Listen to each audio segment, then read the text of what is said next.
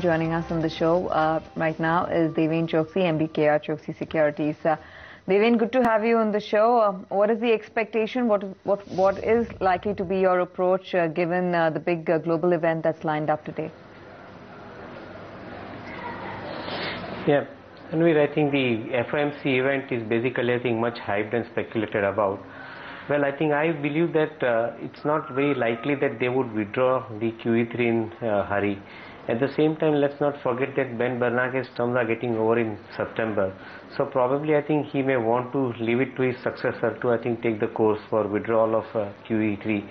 I would rather think that it would be a gradual process. It might be probably a break before they actually announce the actual withdrawal, and that could possibly be the course that they may adopt. Now, given that possibility, the impact which I see as far as our markets or emerging markets are concerned, I believe that they may not be in hurry to even withdraw money in quick succession from the markets, and that is likely scenario. At the same time, we are also seeing the kind of possibilities of government working hard on bringing a lot of new measures in way of allowing higher amount of FDI in different sectors. So that could possibly bring positive impact onto the rupee. My own take is that the rupee would probably eventually move in the direction of 56, 57 or 55, 57 after probably staying depreciated around 58, 59 or 60 levels. So from that perspective, I believe that it's not something which I would be very worried about. The entire market, maybe some knee-jerk reactions here and there, and we'll stabilize eventually.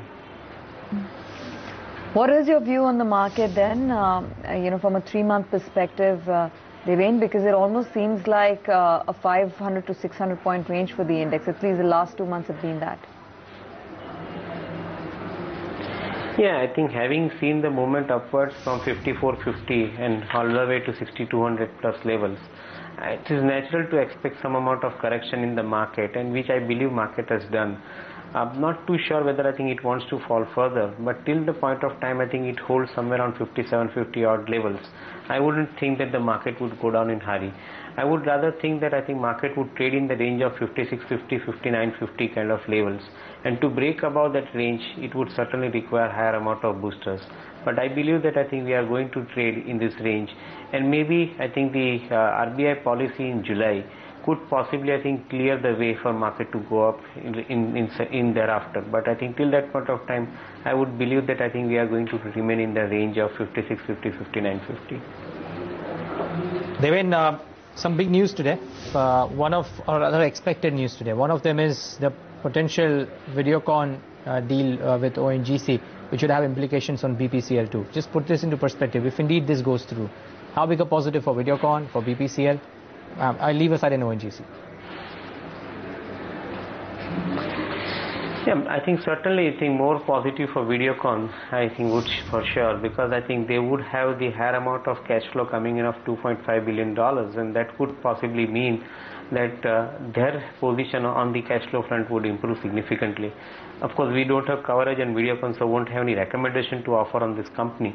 But I would think that the kind of cash generation which would come in, would be positive. Though the market would have factored partly, this particular possibility. And generally, market is not too excited when the capital inflow comes in. They are basically more wanting to see the model which is sustaining over a period of time on the revenue side as well. So not too sure about Videocon. But it definitely adds to the value of around 70 odd rupees per share for a BBCL kind of a company, wherein their valuations starts assuming on a higher level for the stake that they hold in this particular block.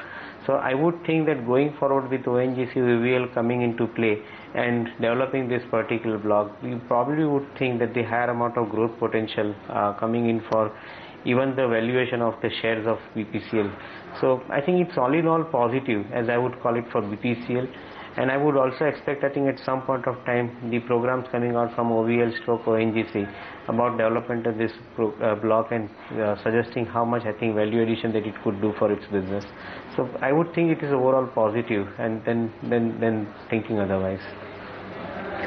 What would be your top 3 stock ideas at this point in time, Devin? I would think they clearly some of the banking stocks appeal to me more.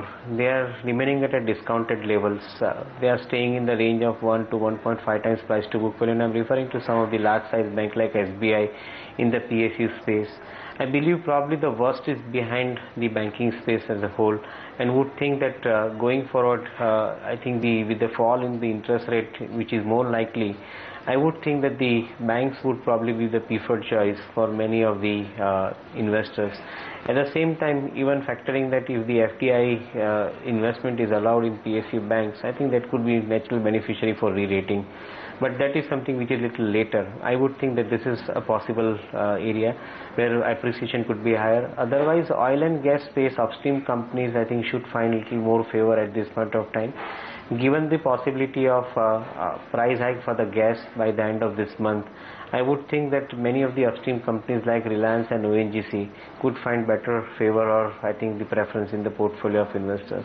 So within the frontline stocks, I think these two companies from the oil and gas and one from the PSU banking space, I would think that I think can be added into the portfolio.